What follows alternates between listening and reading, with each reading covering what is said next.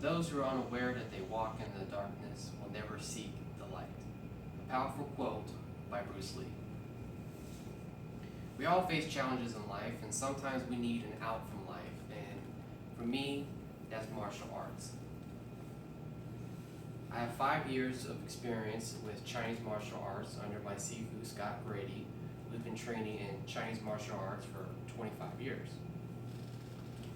Today I want to talk about Long Fist, which is a northern style Kung Fu, Wing Chun, a southern style Kung Fu, and how the world came to know about Kung Fu in general.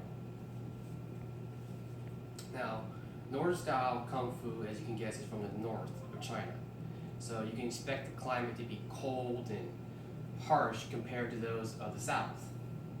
So because of this, the clothing that most people wore at that time was long sleeve shirts and baggy kind of type of clothing to keep them warm. So because of this, the martial arts of Long Fist, or better known as Cha Quan, had a big type of movements and broad movements compared to that of a southern style martial arts like Wing Chun.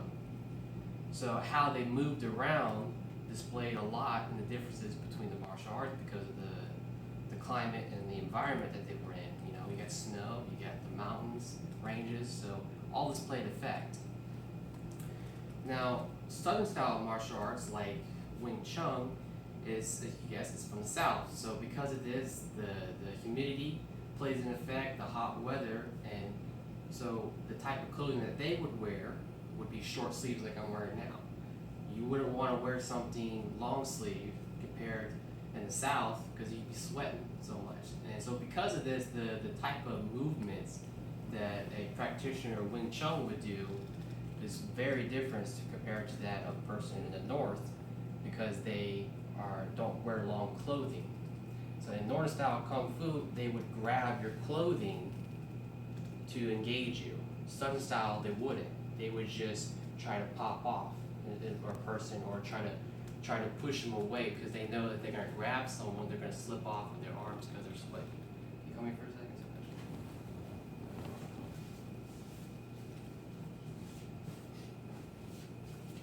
Now, in northern style Kung Fu, if a guy was going to punch me with his left hand, left hand. So I'm going to do this and come in these big broad movements like I was talking about, and I'd hit, and then hit. In Wing Chun, if a guy was to punch the same hand, he's just going to come in, and then they just hit, and they continue on. And the difference between northern style and southern style is that southern styles have just a natural 50-50 stance, when the Wing Chun has this kind of funky goat stance, where they pivot their feet inward.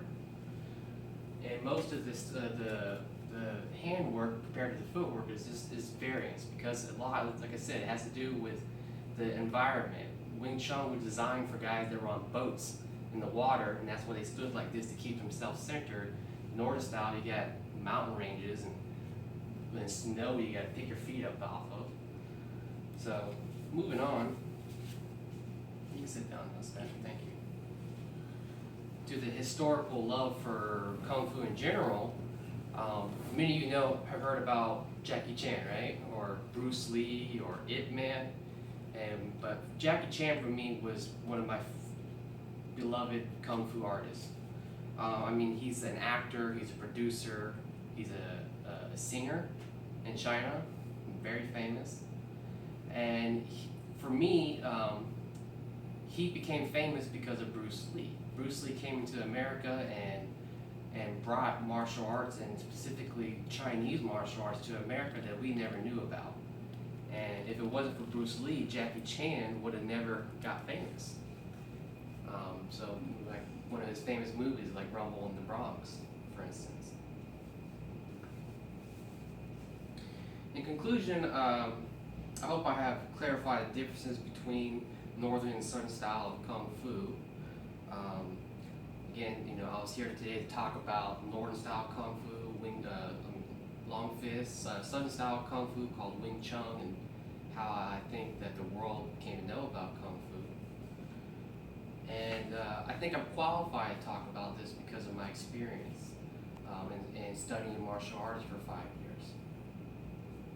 Now, practicing martial arts could also be a way for you to get away from your challenges. So I suggest you give it a try someday. You know, dab into it. I would like to end with saying that martial arts is a simple art, but it's also very complex because the martial artist endures so much to achieve his own idea of perfection. And this can be challenging sometimes.